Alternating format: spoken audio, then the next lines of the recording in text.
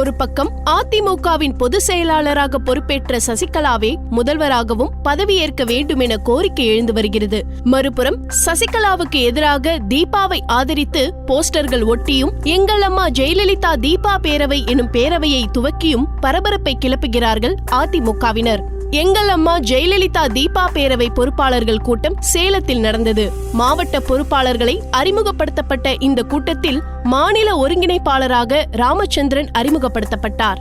எங்கள் அம்மா ஜெயலலிதா தீபா பேரவையின் கொடியை அறிமுகப்படுத்தி பேசிய மாநில ஒருங்கிணைப்பாளரான ராமச்சந்திரன், அதிமுக கட்சி கொடியையோ சின்னத்தையோ பயன்படுத்தினால் போலீஸ்காரர்கள் நம்மளை அடிப்பார்கள். அதனால் நமது பேரவையை சேர்ந்தவர்கள் நமது கொடியைத்தான் பயன்படுத்த வேண்டும். பேரவை கொடி மாவட்ட பொறுப்பாளர்கள் அனைவரும் தற்காலிகமானவர்களே.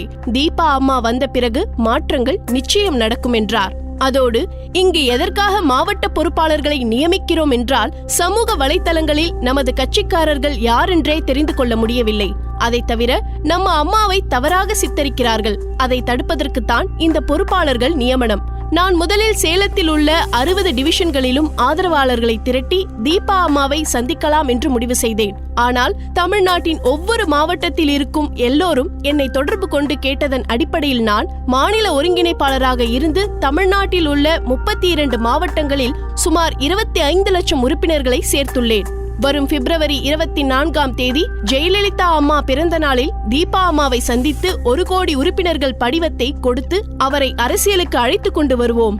நாங்கள் யாரையும் எதிர்க்கவில்லை. அம்மாவின் உண்மையான வாரிசு தீபா. அதனால் ஜெயலலிதா வகித்து வந்த பதவியில் தீபாவை அமர வைத்து அழகு பார்ப்போம் என்றார். அதன் பிறகு 21 மாவட்ட பொறுப்பாளர்களும் பேசினர். எல்லோரும் சசிகலாவையும் அமைச்சர்கள் எம்எல்ஏக்களையும் கடுமையாக விமர்சித்து பேசினார்கள்.